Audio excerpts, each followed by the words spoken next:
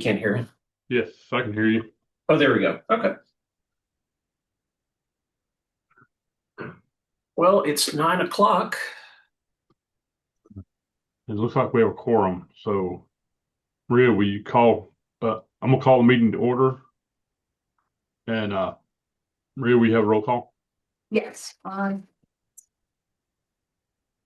Charles Bolton, here. Bert Clark,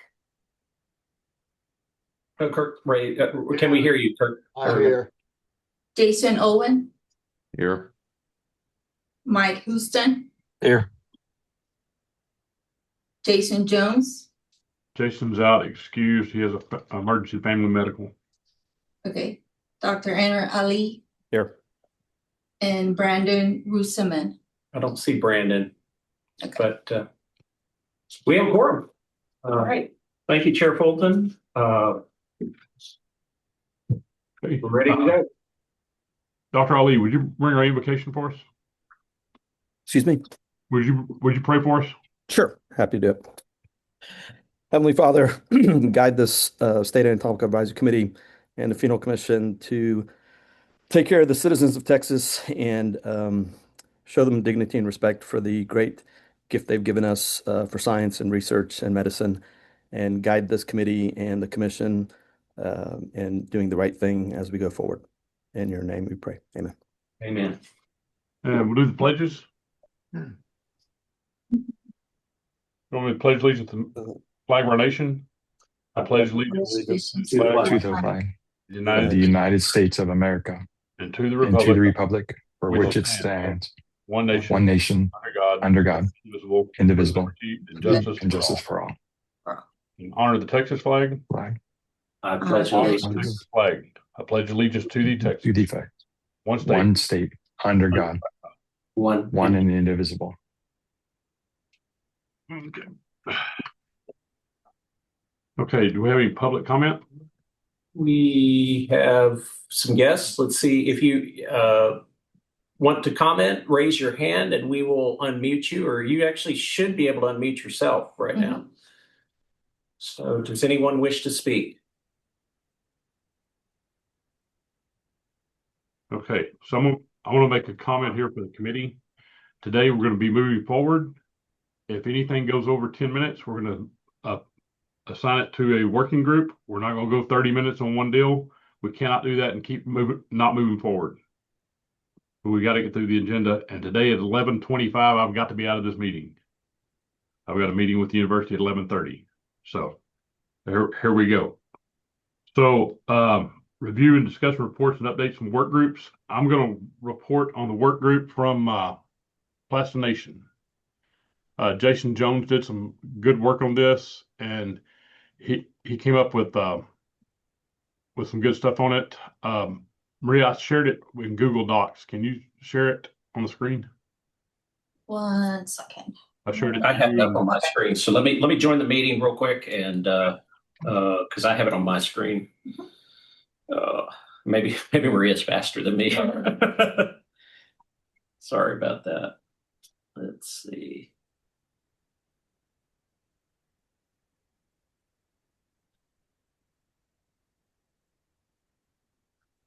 And while he's sharing that, I can tell you that Jason found out some good stuff on this. He communicated with Von Hagen. Von Hagen does do paperwork. They have a form on their website where you can sign up for donation. It's not exactly like ours, but at least they have documentation where somebody's actually donated the body. And they have written in their agreement, when you get your stuff, he has it on his agreement that it has to be disposed of in an ethical manner.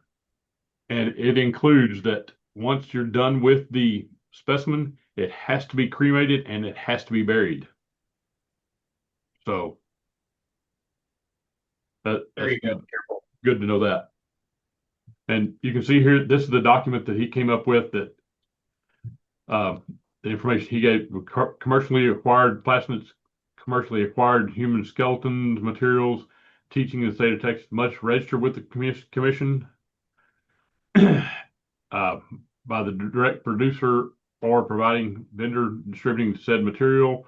Registration must be inclusive with the name, the contact information of the company, and produce material, copy of the donor consent form, the unique identifier numbers, and each individual specimen, location and contact information of the receiving entity. So he's covered everything here real well, and the disposal, we want to follow what we have on our other information. I think this covers that pretty well.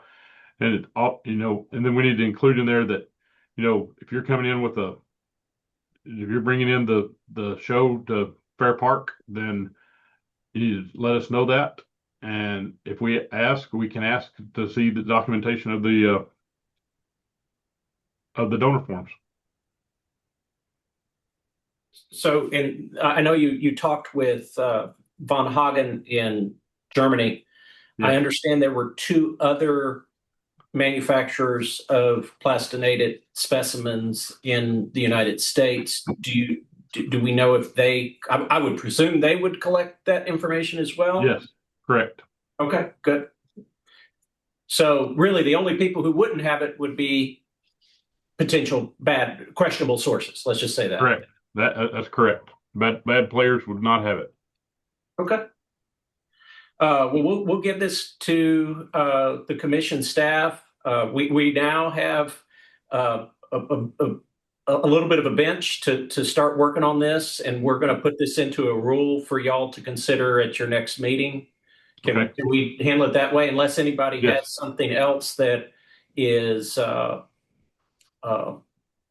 everybody good with that? Yeah. Okay. Okay, good. And We'll do then that. Now that we have a director of anatomical, and I want to apologize. She got admitted. She has a health issue as well and is absent today. But we have a new director of anatomical, and we have 3 new staff that we hired yesterday or Monday. So we have a bench finally, and we have the ability to get that to y'all before your next meeting. So. A lot of these things that y'all are coming up with, we have some help now for you, so that's good. We'll get it to you. Thank you so much, Kurt and Chair Fulton and Jason as well, all of you. Okay, so then we had another anatomical. We had another work group. Dr. Ali, you want to report on yours? Sure. Chair Opiola, I believe I sent an email last night with those 2 documents. If we could bring up the transportation one first. Okay. And we'll do the same process with this as well. The staff will have the ability to put these into a rule. Ultimately, a form is great, but we also have to have a rule backing it up. So we'll do that. But let me pull up the transport. The background. Chair Opiola, yesterday afternoon late, Maria probably has this.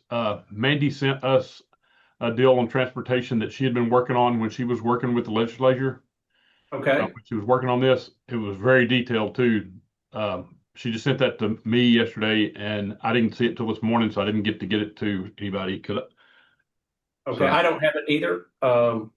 Do you want to share that? Do you want to do that before we go through the forum, or because Maria would be the one to have that? I can unshare. Maria can just email it to Dr. Ali and them where they can see it. They can read through it right quick. It's pretty quick read. Chair Fulton, why don't we go through the work groups and then we use her as kind of public comment in essence. Go ahead. Okay, give me one.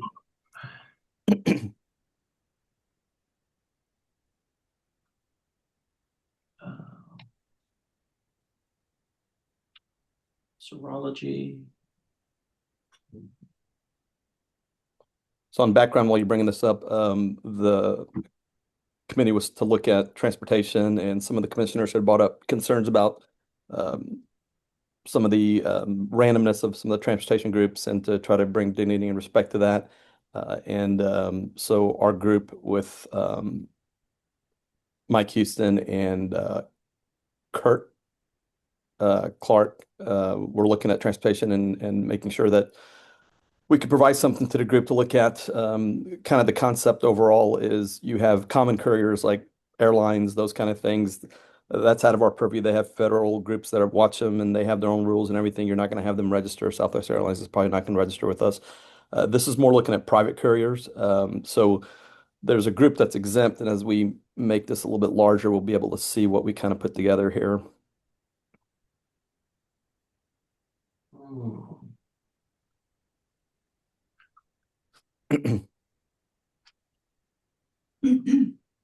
Sorry, I'm What we were trying to do is provide a basis as to, having these private couriers in essence register. And so these are non-common carriers. The groups that are exempt from this are the funeral establishments, the ambulances, the NATOs, the whole body programs, anatomical facilities, because that's actually exempt from this group. The group that we're looking at are the private couriers. So the ones that are private organizations. And the whole concept behind this is kind of like we were doing with the plastinated stuff to make sure we don't have bad actors that were receiving people that did not donate themselves for that purpose, that didn't have authorized consent. Same thing here. We want to make sure to weed out any undesirable people that are doing this that shouldn't be doing it, and provide a basis and framework for those that want to do this. So the first part is, here's how you register. This is our framework that we built. How the commission wants to make the registration and what the fee is up to them. So we put some placeholders in there, but in essence, the legal name of your organization, what you're doing business at, the address, and so we can actually contact these registered groups, do a little double check on them, make sure they're legitimate Texas businesses. Section 2 is the registration fee. I put it at $100. It could be anything that the funeral commission decides is appropriate. And the idea here is for them to acknowledge that they understand the rules and laws of Texas and the Texas Funeral Commission proposed rules that we're putting out, and understanding how the paperwork goes and what they're supposed to have. Chain of custody starts from when the entity, the will body program or the NATO receives the body. That's when the chain of custody form starts. Prior to that, there's other documentation that they should have as they pick up, and I'll get to that in a second. These couriers are not opening. There's no discretion involved on number 2 there. So they're picking up, receiving. They're not doing temporary storage. They're not repackaging. They're not inspecting. It's a true pickup, take, and sent to the entity that's authorized to receive it. 3 will be, this is them acknowledging this. So they know they're supposed to do these kind of things. Transfer the original or complete copy of the chain of custody form, receiving party. So these are once the NATO or the will body program has the body. So in essence, there's 2 kind of transportations here. One is the initial pickup, and then the other one is once it's been received at the will body program or NATO, and they've been put through the process of whether serology cleared for transportation to other organizations, anatomical facilities. That's when number 3 would be a part of theirs, is that transfer and retention of forms, that they are to sign that chain of custody form as it goes from the NATO or the will body program to the anatomical facilities, and on the return back.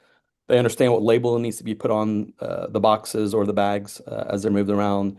Having a secured leak-resistant transport bag, so they can't just put it in some cardboard box that doesn't have anything that keeps it from leaking. Temperature is having a controlled and appropriate temperature by reasonable means to minimize its decomposition and odor. We're not saying you have to have a refrigerated truck. We're not saying those kind of things. What we're saying is you need to have appropriate measures taken to keep the temperature in reasonable temperatures to kind of minimize that decomposition. They understand the dignity and respect and the least public display. So we heard stories of boxes being left or things being left on docks and those kind of things. This is part of them signing off on that and understanding where it comes from in our rules and laws in Texas. This also tells you that if you're transporting a body into Texas or you're transporting a body out of Texas, you still need to register, because as you touch Texas soil, you're part of the transportation. These private couriers become, in essence, fall under the purview of the funeral commission.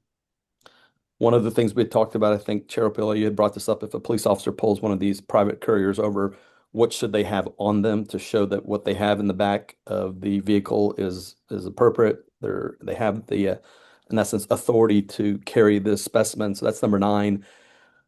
Whether you're picking it up at the very beginning, so if it's being picked up at a hospice, a hospital, someone's home. I got a chance to talk to some people that are NATOs, and they told us some of their ways that they pick up.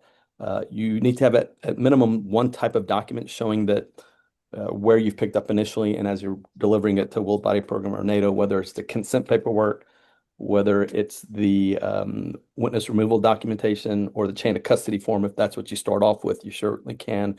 One of those three needs to be with you so you can show any kind of police or anybody that may pull you over that what you're doing is appropriate. And you should have some kind of paperwork saying, this is the will body program I work with. Please call them if you need to verify. They should be able to call the funeral commission also to see if they're a registered private courier. So this allows our law enforcement and anybody else on that side of the house to be able to look at something, understand their process of how to find out if this is a legitimate private courier, and move forward with their efforts if they need to investigate. And then records available for inspection, same thing. They need to keep records on hand with them in case someone asks them, hey, show us that you had chain of custody, and be able to provide that to any law enforcement per our rule in 206.3. And then understanding there's consequences to these rules and being compliant. So in essence, what this has done is you're registering the private couriers, they're signing off on understanding the law, they're paying a fee, and they're meeting some of the rules and the dignity and respect that we want for these donors, and being able to, if they do get pulled over, have the right documentation and move forward. I believe this helps all the anatomical facilities, the will body programs, and NATOs. It doesn't exclude one's courier from another by allowing certain documentations and not just one particular documentation to be with the transport organization. But at the end of the day, they're all registered with the state, and anybody on the law enforcement side can ask to see by calling the funeral commission or asking to see paperwork to understand that the courier is appropriate. And that's where we got to. Okay. Hey, So- I got one thing on that, Dr. Ali. Can you move back up to number 9? We might have an issue with all the will body programs that have funeral homes that pick up for will body programs throughout the night. There needs to be probably an exemption for the initial funeral home. You know, a first call, they don't get the paperwork signed or anything like that at a funeral home when they pick them up. Yes, So- I do. It's going to put an extra burden on the funeral home to make sure the paperwork is done. But if it's under a licensed funeral home already making the removal, I don't think they need to have Correct. paperwork until delivery. They're exempt. They're exempt at the very top of it. Yeah, if you Funeral look homes at the exempt. top of the form. Yeah, no, that's a good question, Okay, Kurt. on that part. I was Yeah, just I reading see what you were talking about on that. So, okay. Yeah, we may have blown through there, but excluded, exempt is on there. So you know, we got common couriers, then there's exempt groups, and then they're the ones that need to register. Yes, sir. Yeah. So no, I appreciate you saying that. And that's you're absolutely right, because the middle night of funeral home does that, but they're already licensed. They're already Legit. under the regulatory purview of the funeral commission. Okay. But I think Chair Opio and Chair Fulton, I think this gives the funeral commission an appropriate way to register these private couriers. The private couriers understand the rules and laws, and there's a fee involved with this since they're registering. And it allows everybody to kind of follow the rules and understand the rules and not say, I didn't have any idea, which doesn't help you out. But it gives us the ability to also, you know, there were stories about people doing it inappropriately. This is an opportunity that if they're registered, that a complaint can be filed then with the funeral commission that a transportation organization did something inappropriate, and then they can have due process to either correct the action or remove them off authorized private couriers.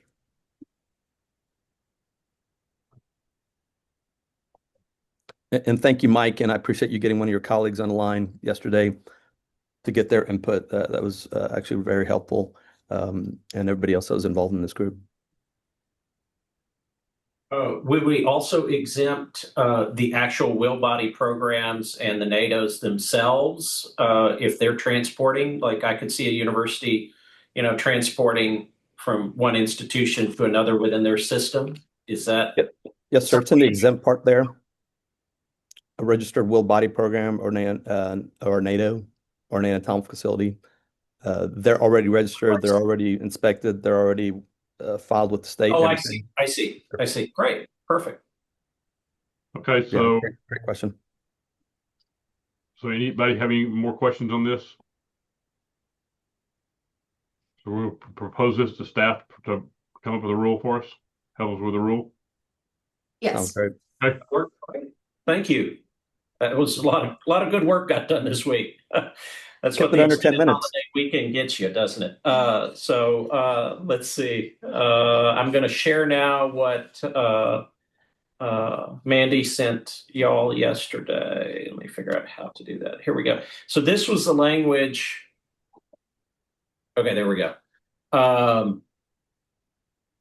This is the language from Senate Bill 2721.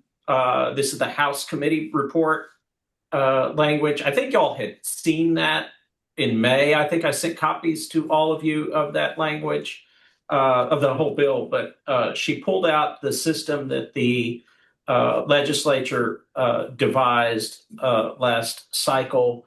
I think a lot of it is similar to what is in 2040 from just looking at it. Yes. Did y'all see anything else? I guess it's a little bit fleshed out more on subsection D.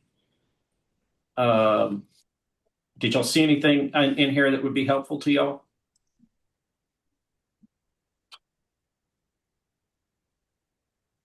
I had glanced over, I know this is 2721 that was proposed, Yes. and is not into law yet, but had looked at part of this too. I think we meet pretty much everything that's in there. I think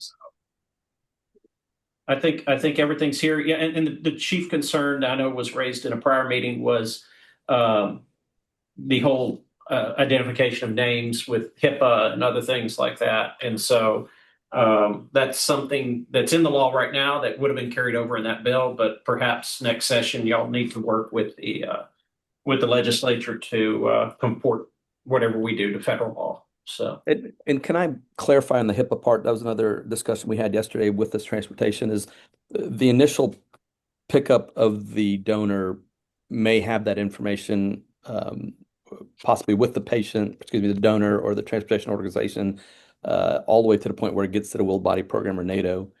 And then after that, well, I'm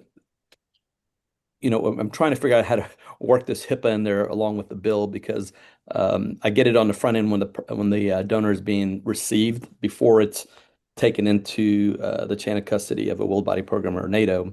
After that, there's a part of either the bill or one of the 691 parts that talks about a whole body or disarticulated parts. Once they're passed or transferred out, a unique number would refer back to the master unique number in essence, right? But at that point, it's all unique numbers from that point on any transportation coming out of the Willed Body Program or the NATO. yeah, as long as we have that computer system up and running, that I think would comport with what the law that we have is, because you would still transmit that data to them, but in a secure fashion. Correct. I think that'll work at least in the time being unless the legislature changes it. Do y'all want anything else on transportation that y'all want to give help to the staff on? Well, I want to also recognize John Chandler, our staff attorney, who's here as well. He came in a few moments ago. I think the I other think we're good. challenge, that we would face is we wouldn't be importing that data of donors that were received, for example, from Tennessee into the Texas database, so that unique identifier wouldn't correlate with the name. So we still wouldn't be able to transport a donor from Tennessee into the state because we wouldn't be able to supply you with the name of that donor. Why would that not be the case? Why couldn't y'all put that with the body when it's transported into the state? That information. Well, I know it's you have it in your computer system, right? You have that information. Yeah. Yeah, the unique identifier will be with the donor, but not the donor's actual name. So would you pre-enter that into our registration database prior to shipment to Texas? So as long as you would then have that record in our system, I could see how we could handle it that way. But under our law, we have to have that information. We have to transmit it, or you actually do, to the end recipient. So how are we going to get that information in, Jason? Unless you enter it beforehand. I think there's two ways to do it. One would be, you print it out and put that with the body, so it would be like you would do it any other, body that would be picked up from, say, Louisiana. Kurt was talking about someone who dies in Louisiana and we transmit it here. but we could also do it where you would be pre-registering that person before they entered the state into our computer system, and then you would just have that unique identifier with it. Is that, or are you not saying that you could do either one of those? Well, I guess it's a matter of authority. You obviously have authority of Texas donors, but do you want donors that come from, we receive donors from 18 other states. So they could be coming from, Mississippi, Louisiana, etc., Tennessee, Alabama, Georgia. But we should have authority over any donor that's coming into the state. Yeah. Jason, if you're allowed to, then once you ship tissue throughout the state of Texas, just refer back to the master ID rather than having to share the donor's name. That's a win, right? Even if you have to enter the information into the Texas system. Yeah, why wouldn't you enter it into our system?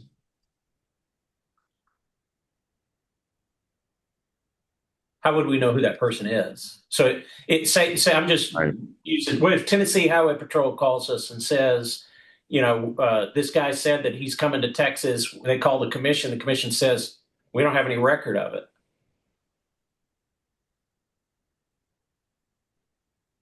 Yeah, I believe I'd have to get with my attorney to see if we can enter that data into the Texas system. Under AATB, we have to maintain confidentiality, but obviously we all know that's going away as well. So it's just a matter of it's an ethical.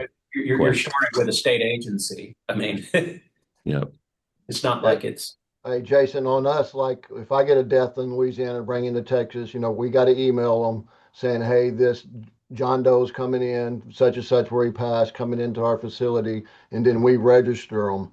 So I guess that's what they're looking for on y'all. If you're sending parts in, you got to let us know if it's not, I guess, out of state, that then it's going to be, I mean, the only way you do get around that is to register them, I guess, when you do want to send them in. And at need, because I know y'all send a lot of stuff in from out of state. So the state, you'd have to send all those reference numbers, I guess, to register them with. Ugh. Good question. That's above my pay grade, but I see where. I mean, do you register them with the donor state? I mean, I know a lot of states don't even regulate this. And so that's why I'm worried that there is no record somewhere.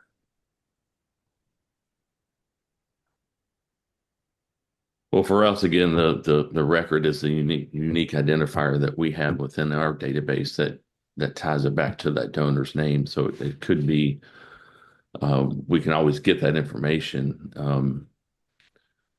It's just the quantity and volume that goes into the state. And would we do that per event, or would we just register every donor that we have that we receive? We receive about 1,000 donors a year. We just register them all with the state.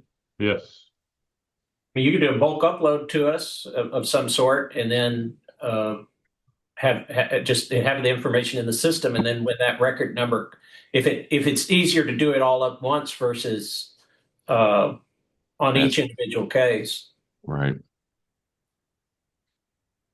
I don't know. Do we have a bulk upload function in that system? No. So I would like to check with the developer that see if we will be able to do it that way through an Excel and just kind of register.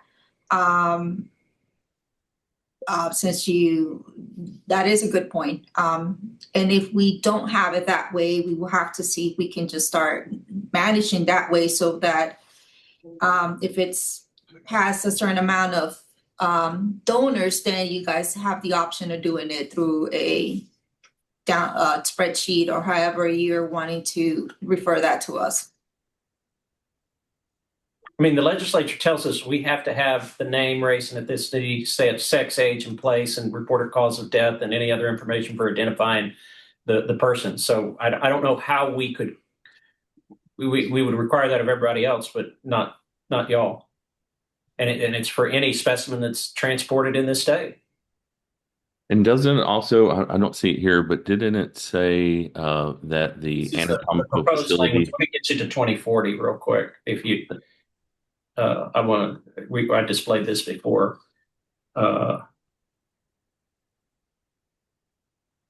I also believe it stated somewhere that the anatomical facility that receives the donor also has to maintain a record of that. But they have to transmit it to the recipient. That's the issue. Well, that's the wrong session. Sorry. So I understand that, like Dr. Ali, if we send tissue to you, you would have to maintain that as a record. And how is that record maintained from a security standpoint? Is it electronic? Is it paper? Right. If it's electronic, who has access to it? So my understanding of this, and I think it may be going where Chair Appeal is going with this, is if, let's say, a body is coming from your organization into Texas to my anatomical facility, I don't need to see any of that HIPAA related information. You filed that with the funeral commission under a file, and they know the unique identifier. It comes to me. If any question at any point comes up of, well, who is this donated body? I can call the funeral commission and say, here's a unique identifier. They can say, we have all the paperwork for it. And if there's a law enforcement or a legal entity that wants to know what that is, then they hand it. It should never come to me. If the funeral commission is saying by law, they're supposed to have that information on file, which is what Chair Appeal is saying, then it should go with them and stay with them. And it shouldn't be transported all around the state of Texas, as long as the funeral commission does it. From my perspective, that provides a little bit more HIPAA compliance, and a state regulatory body has the information. It's sitting there in their database. It's not being passed around to transportation groups, people picking up in the back of the building, that kind of stuff, and having that kind of HIPAA material around.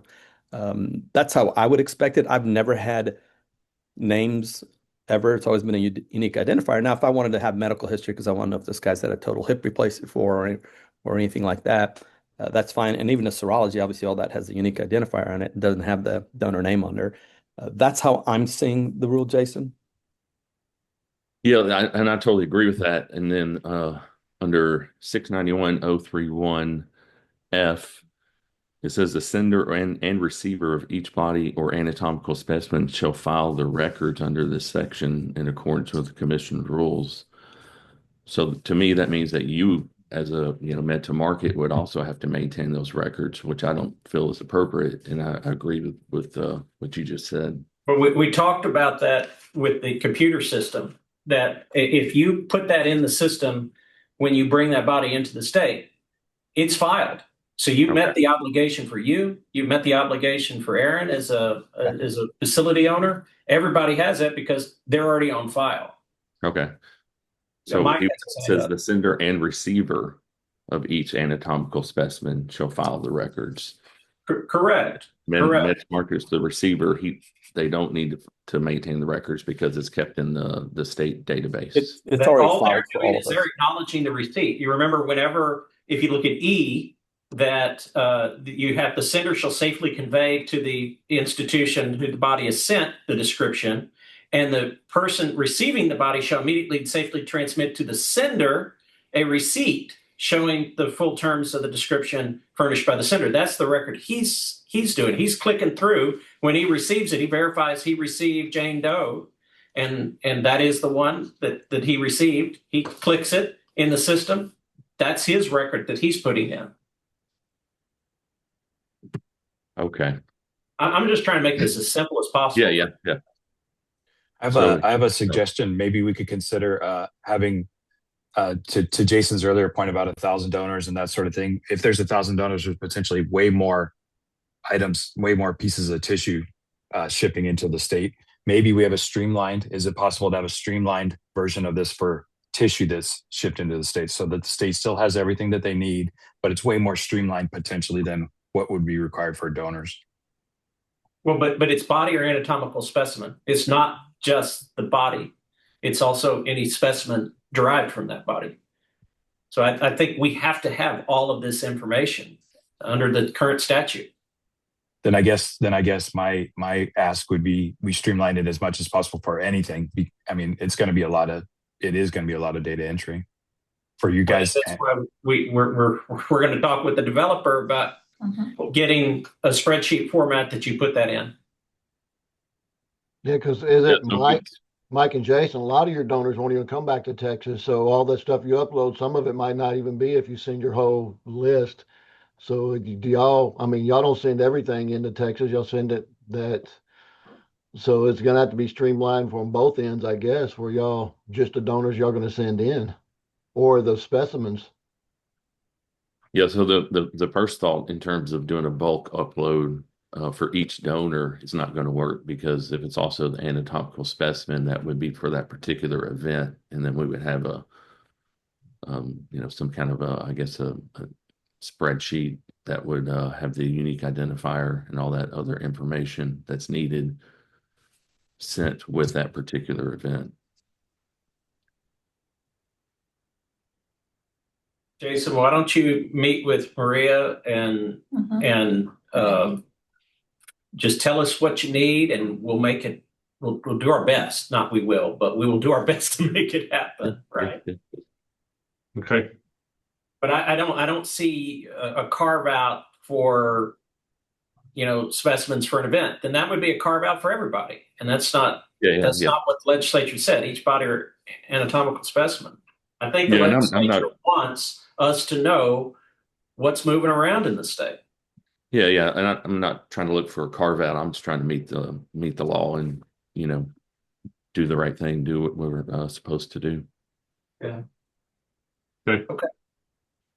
Anything else on this one before we move to the serological? Okay.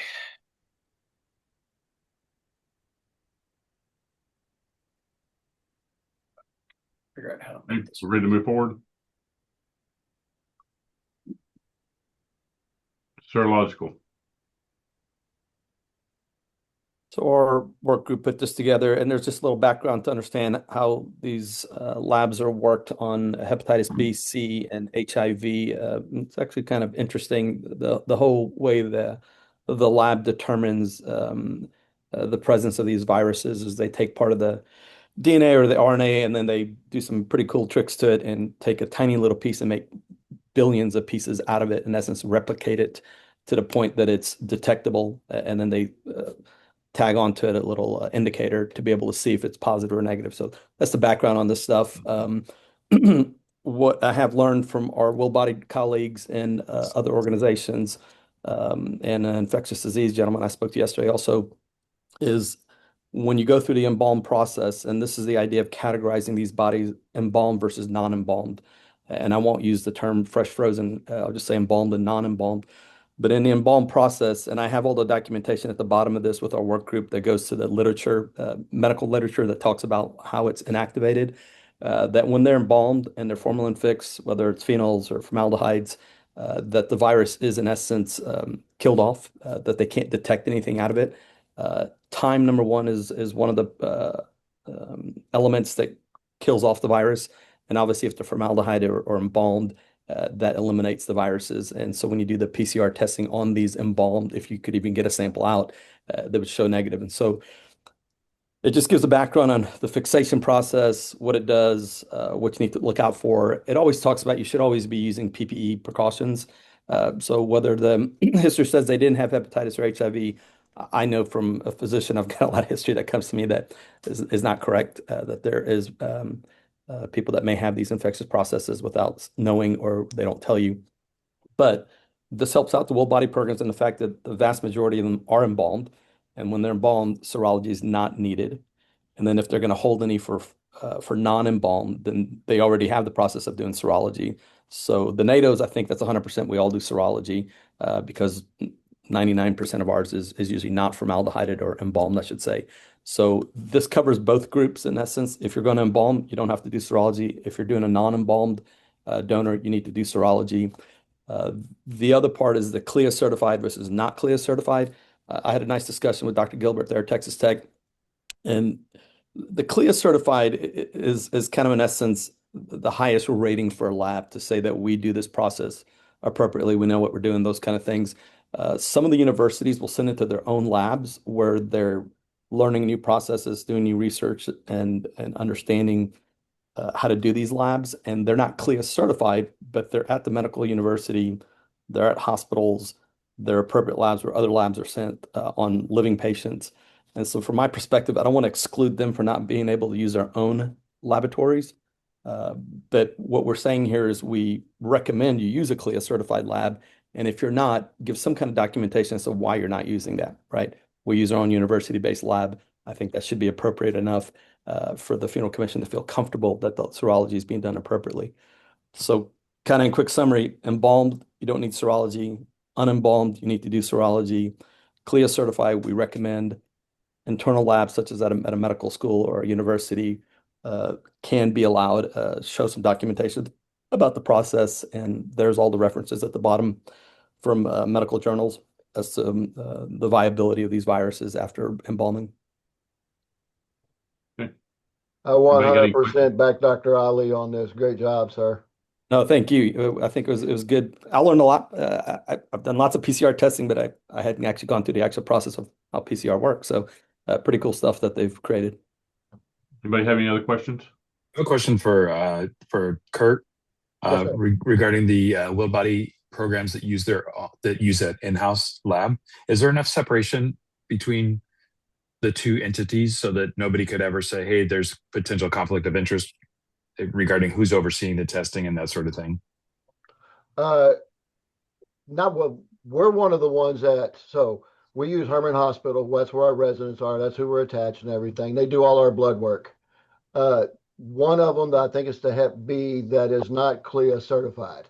So it's good enough for the living patients, like you're saying. They're at the hospital, but it's not cadaveric certified on that one test. So we have an issue with Johnson & Johnson using our material because their lawyers want that one test done. The breakdown on that, there's not very many people in this local area that Johnson & Johnson wanted to send that test to Colorado. And we've had a lot of issues with hemolyzed blood and stuff, as anybody else would, whenever it sits and delays a courier picking it up and moving it out. So, I mean, between our issue, it wouldn't. It's exactly what Dr. Ali said. We normally, if we can't get blood out of a donor, those are the ones that we will embalm, fully embalm, but we do long-term preservation here. It's not like a funeral home, it's long-term. So it's completely different from a funeral home. So they're completely thoroughly embalmed, and those are the ones that we supply our school and the other 10 schools that we do supply for their curriculum. But as Dr. Ali's put in this thing, it's perfect how I endorse it 100% is what he said. Mike, to address the conflict of interest, I hear what you're saying. It's the university gets the body, it's sending it to its own lab. Are they going to be like, is there a conflict of interest of the lab being done appropriately? I hardly believe that's going to be the issue because these are the same places where the labs for living patients are going to, and then you could have a conflict of interest saying, well, let's say this guy's got diabetes, even though he doesn't, and let's start charging him all sorts of stuff for diabetic, therapy. So I think at these centers, the ethical laboratories are done correctly. And that's why I say provide a little documentation of how the process works at your university. So you don't have some group sending it to Bob's lab down the street at some person's house, right? That to me is a conflict of interest, or their own particular lab that they're making money off of. I know the universities will be part of a larger entity, but those are state run or they're private universities that are have plenty of rules and regulations about their labs to make sure they meet the right specifications. So I don't see an issue in conflict of interest, but it's a great question. Yeah, Mike, on and that, I'm Mike, on not. what you're saying, our university is a state university. Memorial Hermann is a private entity hospital system. So we're invoiced from all our serologies and everything that goes through it all. So, I mean, the only thing is our residents and stuff work there, but it's a totally separate from us. It's connected to Okay. our building, but it's a totally separate entity. I was just concerned about the potential perception, not that there is any wrongdoing, but is there a perception that there could be? That's all. Yes, sir. I understand. Yeah, from my perspective as a physician, I mean, we do the testing right there in the hospital. We send it to the lab right there in the hospital. To me, that's the best way and the quickest way, right? Like for our NATO, we send it out to CLIA certified all the way in Colorado. As a 3-day turnaround where this is, pretty much immediate. By the end of the day, you have the lab. So I don't think that the public would perceive that as a conflict of interest, but that's just my perspective. Thank you. Okay, so we want to refer this to staff to get this set up as a rule. Everybody good? Okay. Okay. I think that's all I have to share unless y'all have something else.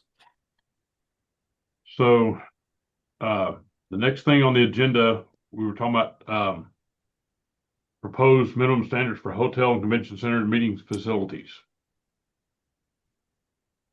So I know we all have opinions on this and everything, and I think we probably should make a working group on this and come back at the next meeting and have some details about it. I agree. So, Jason Owens, Kurt, and Dr. Ali, y'all do that? Yeah, happy to help. Do we Yeah. want to give some high points as to what we're looking at here for the hotel part? Is it the inspection criteria at the hotel? So we have a little guidance as to what the committee so and I what think- the commission feels is I think we important. need the inspection criteria and also security. The biggest part of it is security.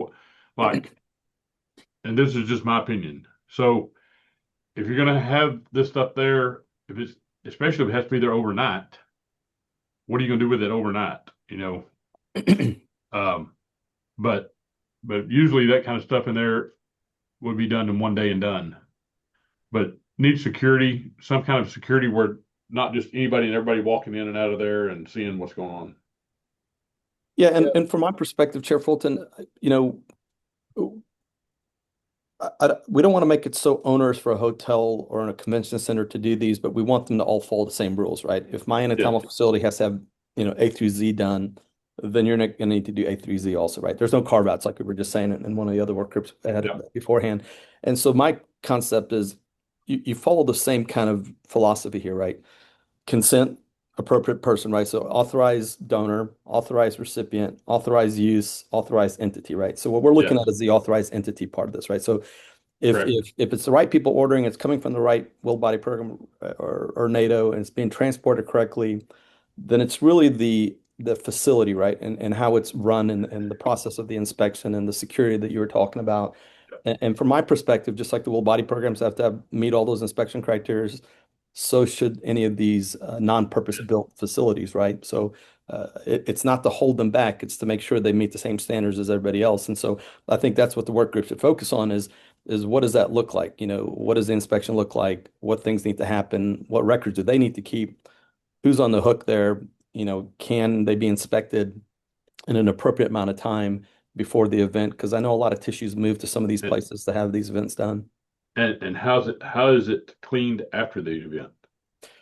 All those things I think is part of our inspection criteria. So how these things are done, right? So and the purpose-built ones, obviously, nothing else is occurring in that room but labs, right? Versus right afterwards, there may be a function that has nothing to do with healthcare. And so I think that's what the group needs to really look at as to how are they maintained at the same standards as everybody else. I don't know if the rest of the work group feels differently about that. Yeah, no, one thing I got on that is the public entry.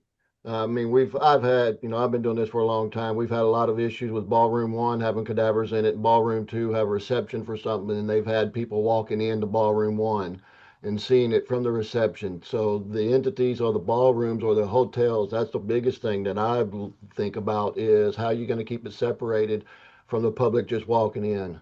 That's part of the security area and everything there, but that's one of the issues that they've come to me over the last 30 years of the nightmares of people doing that. Well, and so that's what this work group needs to do is work through that and see how we want to work that out.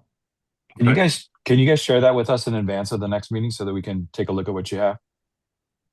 Yeah, we'll put our work group information together, get it to Maria, so then she can hand it off to the rest of the group. So there's no quorum involved, any walking quorum involved in that. And so we'll try to get it to you guys if we can. When is our next meeting? 2 weeks. 2 weeks. We'll try to get to you 22nd. at least 3 or 4 business days ahead of time, so you have time to look at it and you'll have to give your feedback. How y'all want to work this? Give the feedback back to Maria, and Maria gives us your feedback. So we don't do a walking quorum. Is that what we want to do? Or at least so that we're prepared for the meeting. That would be great. I mean, we could even give the feedback in the meeting if you want. Get it to Maria, get the report to Maria, and she'll distribute it to the whole group. And get it to Maria with enough time that perhaps staff can look at this, because I know you're skipping a week, but if you could get that report to her, sometime in this next week, then the staff can take a look at it. Maybe we have a fleshed out proposed rule for y'all to consider, because we're running up against the clock again for our August 14th meeting, right? And Yes, because so at the meeting on the 22nd, we want to get everything done we can because Yes, sir. we want everything put together and everything has got to get to the commissioners on or before August 1st. Then That way why don't they we make can't a, have any excuses saying that they didn't have time to look at it. why don't we make a deadline for our work group to get something to Maria by the 16th, which is a Thursday, which is about a week from now. Okay. I think that'll work. That'll work. Okay. Because we'll be tied up with here in the office at least through the end of the day on the 14th. So yeah, if the 15th or 16th would be great for y'all to get something to us. Another thing I think is, and tell me if y'all disagree with me, but I think is non-negotiable on this is no anatomical specimens in residential rooms. Correct. We agree. Agree. Yeah, that's scary. Airbnbs, well, people are doing Airbnbs. It's crazy, but this is part of the process of someone who's I not don't wanna- authorized. I don't want to sleep on a bed that a dissection occurred on. Well, exactly. But, once again, if it's an authorized recipient, using it for the right reason and those kind of things, that should hopefully stop that from happening in the first place, right? Yes. So I am never going to show up at an Airbnb with a specimen to do a lab, but someone else may, and that's why we got to make sure all 4 of those criteria are met. But I think we should get back something pretty smartly to you guys by next week. Okay. Okay. Does anybody have anything else? We've already gone over the transportation stuff.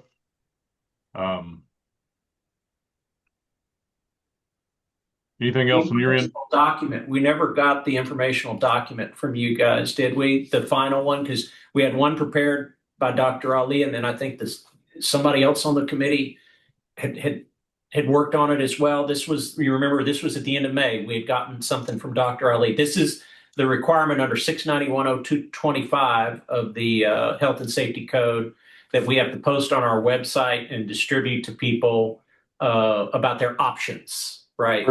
Kurt and I worked on one. Can Y'all have it? y'all bring that up so we can knock that out? We sent it to Maria, but Yeah, Okay. let me see. if Can I you find can it. screen share or do you need to Um, email it to me? Let me find it real quick, Mike. I can pull it up. Whatever's easiest. If you have it available, then yes. I mean, that's not a rule that needs to be passed. It's something we can just knock out, give to the staff and get it, Then off our plate. meet that requirement. Yeah. Yes. And while she's working on it, looks like we got the HIV stuff and SCLIA stuff done. Transportation's been done.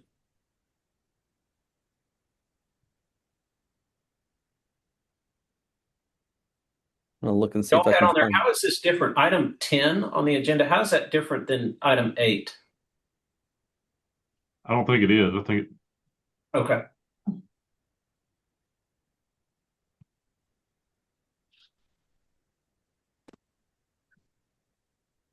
Okay, Mike's got it.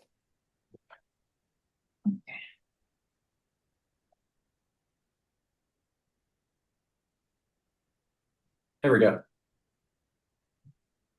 Can you see it okay? Yeah.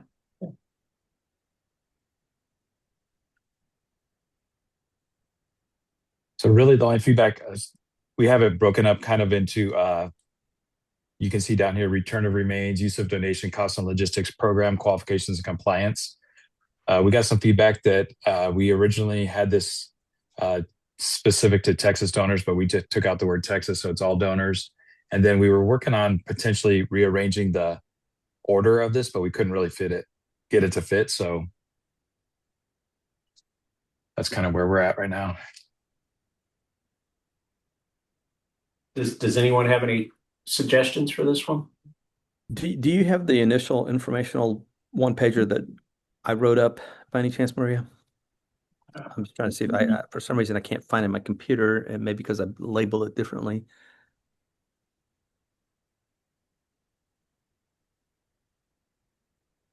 I know I have it somewhere. I just have to find it myself. You want to try to put them side by side? Yeah, that's what I was hoping we could do.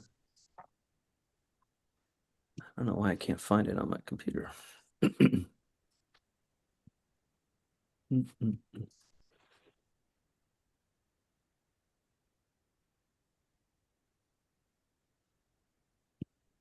Oh, I think he's did the TFSC.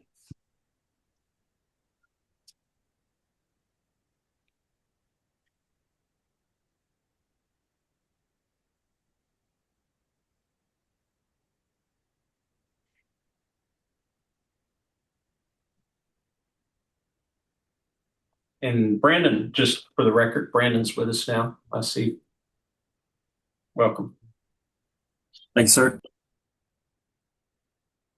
It's called Texas figure _22 TAC 210. This is Dr. Ali's. I think so. Well, if you got it, can you share Uh, Sorry, I can't I find think it I can. myself. it?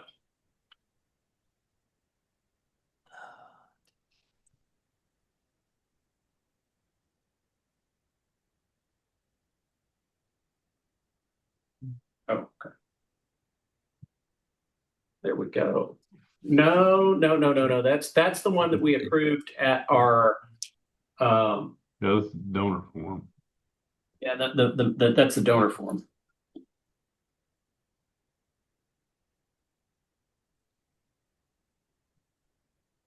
Yeah.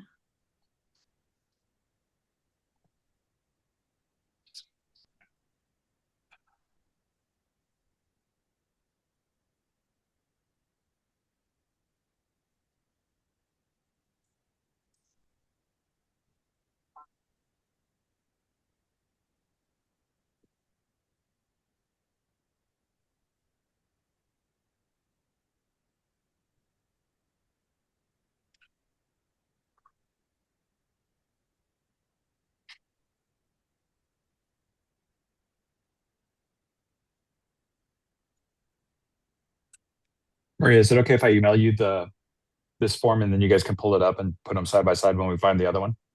Yes, sure. Okay.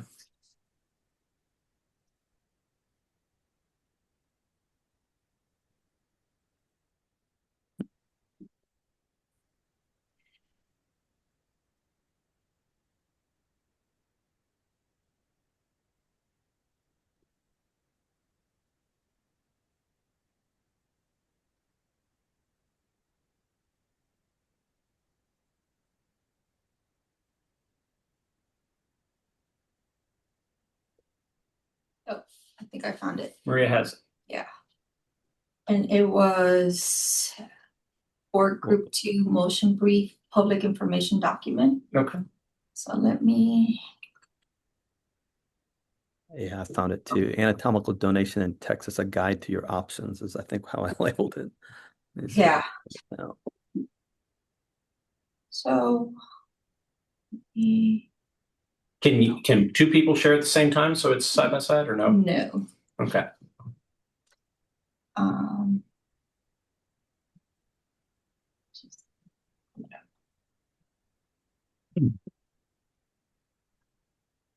But you can share if he emailed you his and then Ali has his, you could put both on the screen, share your screen.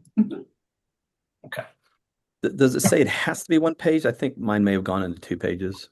It says, because I just had it up, shall develop a document to inform a person making a gift to a decedent's body or anatomical specimen about the options for donation authorized under this chapter. Commission shall make the document available on the commission's internet website. Okay, so it can be more than 1 page. Sure.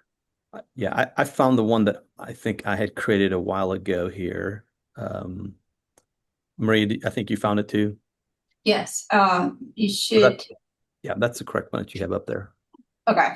Yeah, Okay. how similar is that to the one you guys just had? Oh, wait 1 second. I shared the wrong screen.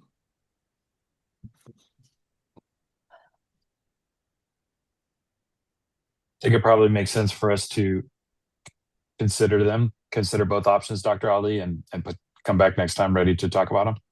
Well, Yeah. I'd like y'all to do that. I mean, I know you have to Knock leave it out. at 11. I think y'all can knock this out right now. I'd like to get this up before the 22nd. It's been 3 years. Is this something we can get up without having to put this to the commission? Absolutely. Yeah, this is just staff. This is just a document that doesn't have to be approved by the commission or in rule or anything. We just need something recommended by you. We don't even have to have it recommended by you, but what's the purpose of the advisory committee if we don't seek advice? So this is something similar to Facts About Funerals, right? Yeah. Yeah. So, Mike, on the form you had up, do you do Q&A style there with answers to it? I apologize, yours isn't up now. I just have the one that I made a while ago. Can you make that? Can you put the two together, Chair? Are you able to put the two documents together up at the same time? We're working on it. Yeah. Okay. We're working. Okay. Ours lists out questions you could ask, you could have in mind when you're talking to the Will Body Program or NATO. Okay. But it doesn't really answer questions in it. Yeah, I think I kept mine to, I think there's something in the Texas law that says you have to have the questions and answers that meet like a certain level grade, the way it's answered, so it's not confusing. And I think I put those parameters in here, like this is what an anatomical donation is. Like just, when they say what is an anatomical donation, it's got the answer, what it is and why someone would do this, and then who can do it, and then the options that exist, which I think follows pretty much what you guys have, except for the part about return of cremations.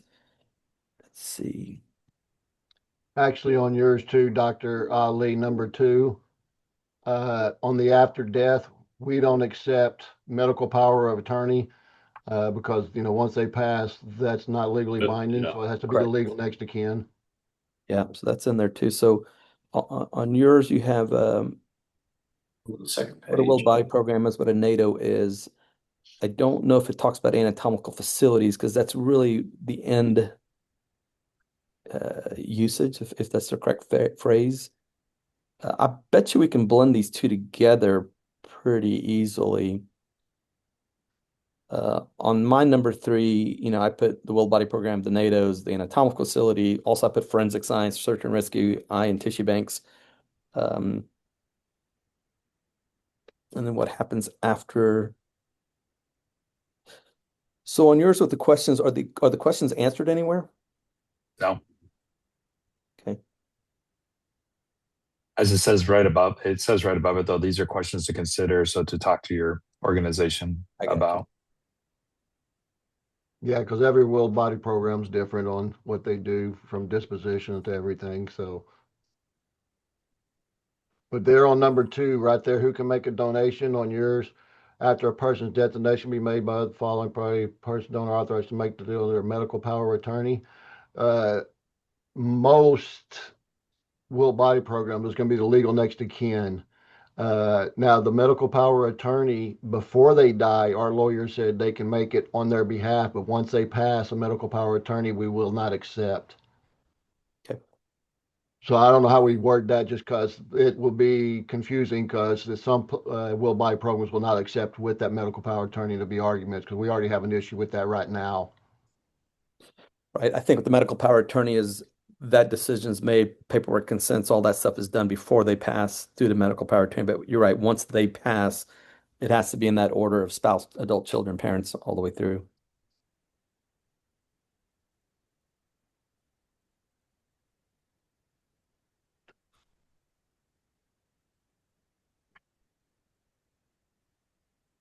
So I guess if you're someone that doesn't know anything about this process and you want to donate, we just have to decide how we want to give this information to them. So Mike, can you send me that document real quick that you have the way you did yours? And I'm going to see if I can blend the two together and see what comes up. On, Just Dr. number Ali, on 3. yours, if we took Yes, out the word medical power of attorney, it's covered under the last sentence where it says authorized to dispose of the body in the state of Texas. Okay. Would that make sense, what I'm saying? Yes, sir. Thanks right at the top. Yeah, and it does say after a person's death. So, right, we need to take that medical power of attorney out. There's a little bar. On number 3 there, Dr. Ali, anatomical facilities, they don't receive from a donor, do they? Isn't it? Keep track. On number 3, donations may be made to several types of organizations. Actually, Mhm. forensic science programs can receive. Yeah, but anatomical facilities can't receive donations straight to them. I see what you're saying. Maybe it's more of who can accept and then where it could be used, right? Maybe separating those two. Yeah, I mean, anatomical facilities don't receive, or they don't register the donors or any things donated to Correct. them. Gotcha. Mhm. The forensics, search and rescue, and ion tissue banks are correct? They Yeah. are.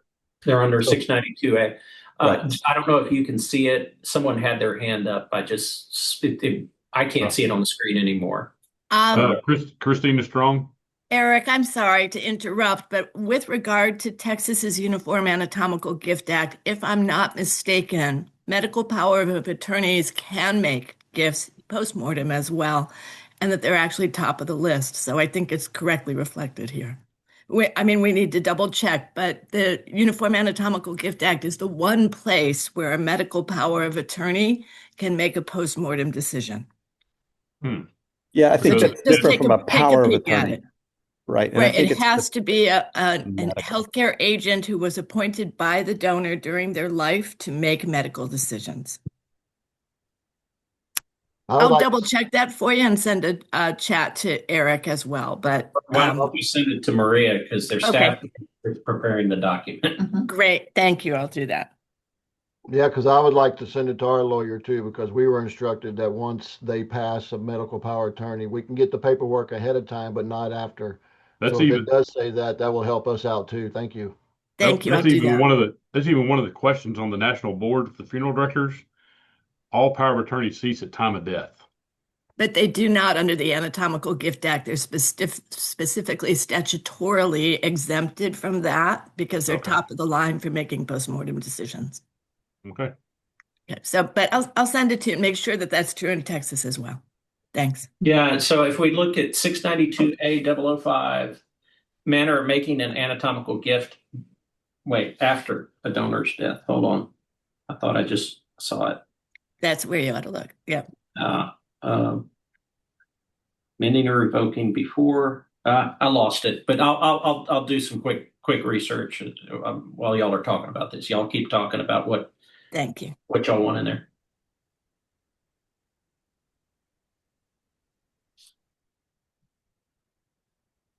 So what I did is on my form, just to keep my form correct, I took the anatomical facilities out of number 3, and on number 4, I added a line after the use for periods ranging for a few weeks up to 2 years. I mean I don't know if we have a rule that says it has to be given back at a certain amount of time, but I put up to 2 years, but it could be obviously longer, it could be shorter. I don't know if that makes a difference on that part, but right after that sentence, I put the donations are used for authorized uses at approved anatomical facilities. I put that little sentence in there. Okay.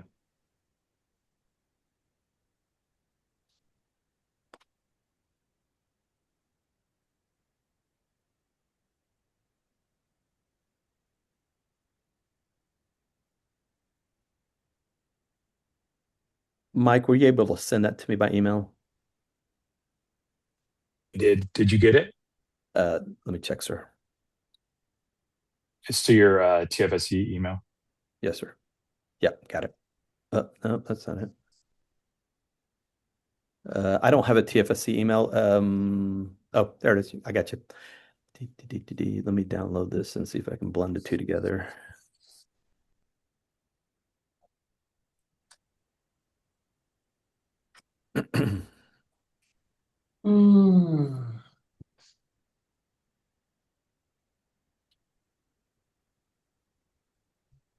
Yeah, so I found it. It's 692A009A1 of the Health and Safety Code, and it says subject to subsections B and C, and unless barred by 692A007 and 692A008, an anatomical gift of a decedent's body or part for the purpose of transplantation, therapy, research, or education may be made by any member of the following classes of persons who is reasonably available in the order of priority listed. 1, an agent of the decedent at the time of death who could have made an anatomical gift under 692A0042 immediately before the decedent's death. That's the number one person, which would be that person.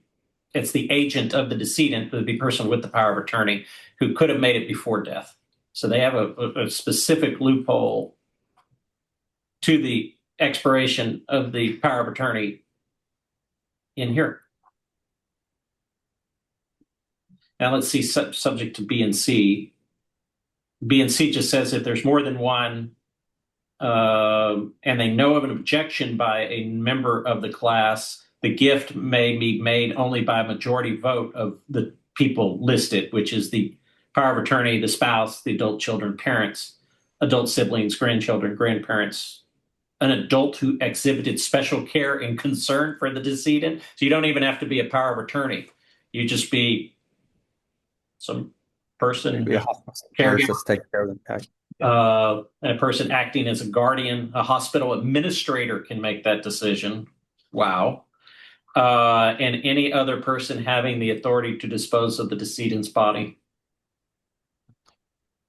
But Chair Opio, it is in that order, right? It's not. It is. It Yeah, is in that order. But if someone objects to the gift being made, then they have to vote by a majority of vote of the members of the class who are reasonably available. Right. If the decision is being made by a class, the class decision has to be made by a majority. But if the healthcare agent makes the decision, it can't be revoked by anyone further down the list. And the healthcare decision is a defined term, I think you'll find in the Act, the healthcare agent, and it's defined exactly as Mr. Opiola just read it. So there are some exceptions to making those. If the decedent had made a record of their express indication that they did not want to make a gift, that's the 692A007, that would preclude that. And then what Ms. Strong was just talking about, the 692A008, is the preclusive effect of the anatomical gift, that absent an express contrary indication by the donor, a person other than the donor is barred from making, amending, or revoking an anatomical gift if the donor made the anatomical gift,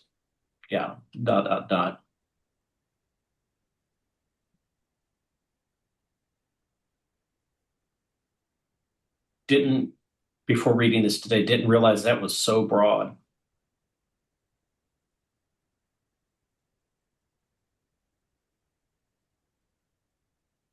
So we've resolved that issue. But is there anything else in either one of these? The law just says we have to have an informational document that informs them of their options.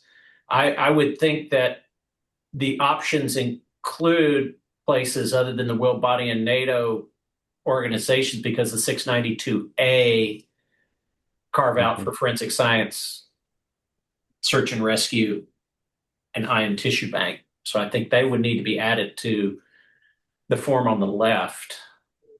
Chair Opio, I'm going to blend it too real quick, and I'll email it to Maria so y'all can bring it up on your screens and see if it actually takes everything Mike's got in there, takes the stuff I have in there, and see if that blending together gives us an appropriate 2-page document that explains it very clearly. Just give me 1 second as I'm doing that. I'll just say I personally like the question and answer, because that's not just asking questions, but answering them. Sure, and I think if we blend some of Mike's questions that he's got in there, if we get some appropriateness to that, it'll be very nice. And I'll have that for you here in 1 second. But make sure to take out anatomical facilities because they're not authorized recipients. Yes, sir. I did that.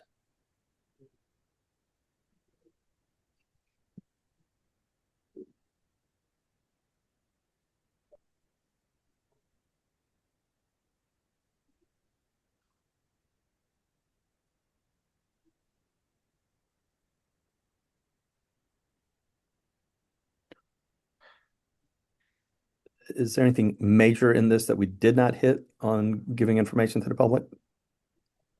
I think we covered everything. Adult sibling. I think you got the order wrong on the order of priority, because parents come before Right. I thought spouse came first before the parents. Yes. Yes, that's correct. Adult children, parents, adult siblings. Okay, sorry, I got that wrong. No worries. You left out the adult who exhibited special care and concern. Yeah, I didn't go through the entire list. We can refer to, I mean, we can, I guess we can put the entire list of people in there if you want. I'm just shocked that the hospital administrator can make that decision, but it's But in there. they can't trump people. They can, if no one is there and this person Sure. expresses this wish and the hospital administrator does it for them kind of thing. So Maria, I'm going to send this to you right now. Okay. I want to make sure I title is TFSC informational document. That's what I'm labeling it as. So here it comes to you.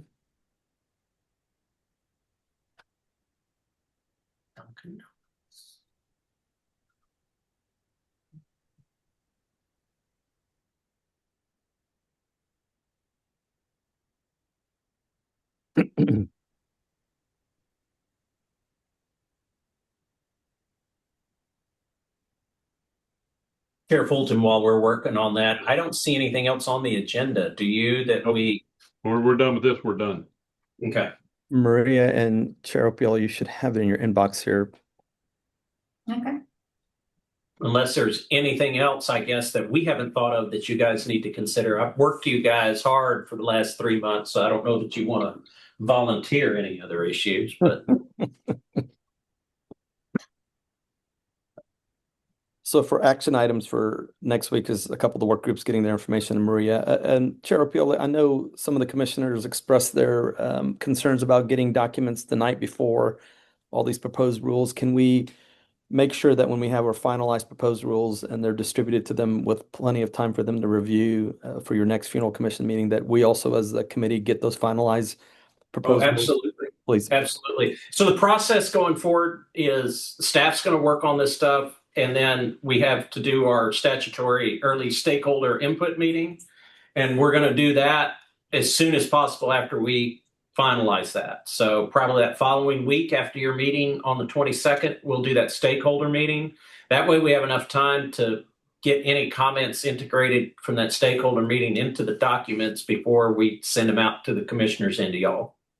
I noticed anatomical post on the facilities agenda. came back up on two. If you'll delete that out. I'm not What sure. did you want to delete out? I'm sorry. On number 2, anatomical facilities came up again. Will you delete that out? Yeah, That yeah. bullet. And About midway through the screen on the left-hand side. the third bullet point, Maria, if you want to just delete Third that bullet. bullet point.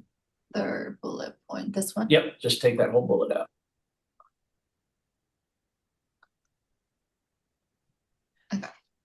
And then who can make the donation does not have that exhaustive list. If you want to add the rest of that, you certainly can.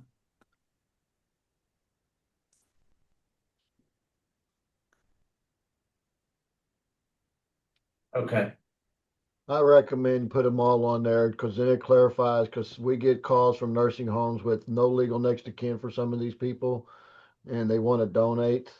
And since they don't have a legal next of kin, our lawyer won't accept it. But if it's in here saying that, hey, you know, that this is what they put out, that we can accept it now, we won't have any issues with any of these nursing homes or anything like that. Oh, you can't. It's on the screen. It's on, Can't yeah. see 4. And it's too far. Mike, this throws the questions on number 7. It gives some thought to the donors to say, hey, here's some questions you can ask. Each group is different. Sorry, can you repeat your question? Each group is different for what? On number 7, Mm-hmm. this is taking a lot of the questions you asked and saying, here's some great questions for you to ask your donation organization. So 1 through 6 kind of gives a question and gives an answer. And then number 7 is kind of a lot of the things you brought up. So here's some good questions to ask. So it blends in everything you asked or put in your document. So we can delete some of these because they're already answered, right? Like, is there a cost and what is the cost? I mean, there's some repetition there. Yeah, I mean, I guess it's there's a little repetition in there, but from my perspective, they may read 1 through 6, and then number 7, they may just have that out as they're talking to an organization and say, okay, is there a cost to me? Even though it says up there shouldn't be a cost, it's altruistic, but sometimes there may be a transportation cost in there, right? They may have held it at a funeral home and then they decided to donate. So the funeral home may charge them a fee for keeping it there overnight for their storage. And I think those are things that they may not know. So Correct. Well, Dr. Ali, like you said, anything over 300 miles, we pay up to 300. Anything after that, Right. the family incurs the cost of there and stuff. So definitely. But could I get you to like move the returner remains or the cremains down to the bottom one and put the program qualifications, put them in that kind of order? Okay, what did you want to do on program qualifications and compliance, Tim? Move the returner cremains down to the program qualification and compliance, just switch those two bullet points to the thing, because the return of cremains is the last thing of the program that everybody does. So So we're going to put that as the last item. yes, sir. I got you. Yeah. And a logical, yeah. Yeah. It's a good idea. Okay, in Windows, I'm trying to command Right click. X. Yeah. Oh, right click. Yeah, Okay. right. It might be easier. The other right. I'm a Mac guy. Let me just I'm gonna drag it follow over you. here. Let's see if that works. Oh, you're going to love this formatting. There we go. Did that Wow, work? you pulled it off. Look at that. Oh, right there. Good work. And then maybe that where to get information could be a full 3rd page instead of having it half cut off.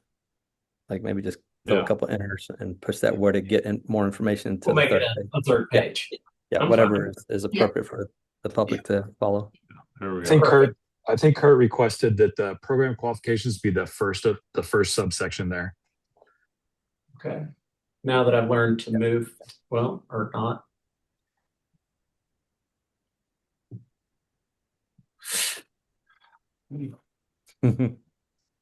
We're doing this on a big screen monitor about 20 feet away from us here, so it's difficult to.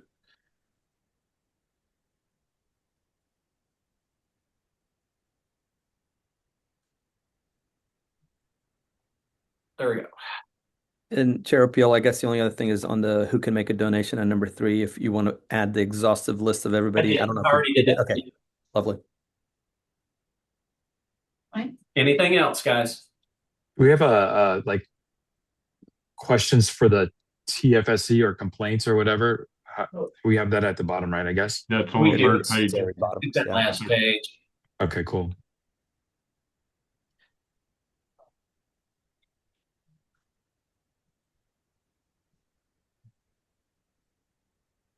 And we'll I put the think- actual phone, email, address, website, all the statutory information in there. I think from my perspective, if I didn't know anything about this and I wanted to donate, I think this gives me a pretty doggone good understanding of what questions I should ask, what I should know, general comments. And then they also always have the opportunity to call the funeral commission and ask more questions. So that information is at the bottom too. So if we miss something, we're not going to cover 100% of it, but I think we've covered about 98% of it here. If y'all are fine with it, we'll get this up on our website by the end of the week. Okay. Everybody good with that? I think it looks great. Yes. Yeah. I hear no complaints. We're going with it. Okay. Okay. So that takes care of this. That takes care of the agenda for today. Does anybody have anything else? Did y'all have something y'all want to add on the agenda for the next meeting? I think we're just going to go with the same agenda so we can get this stuff hammered out. Okay. Okay. Do I hear a motion to adjourn? Aye. Make a motion to Second. adjourn. A second. We're adjourned. It's a miracle. Hour and a half. Shortest advisory committee meeting ever. Yeah. Thanks, guys. Appreciate y'all. And I will, if y'all need me or anything, text me, Maria, and I can answer text. I can't answer the phone during these meetings. Okay. It'll cost me a $500 fine. Yeah. I'm texting you. Okay. Thank you all. Thanks, Have a guys. great week, and Appreciate we'll it. see you. I actually won't be here on the 22nd. I have a mediation in my private law practice I have to do on the 22nd, but the rest of the gang will be here. You really have to work for yourself. My gosh, I can't believe you have to work. Yeah, my wife says this is the most full-time unpaid job I ever had. So Yeah, my boss says that too. Okay. Thanks, guys. I appreciate it. All right. Thank Bye-bye. you. Yeah.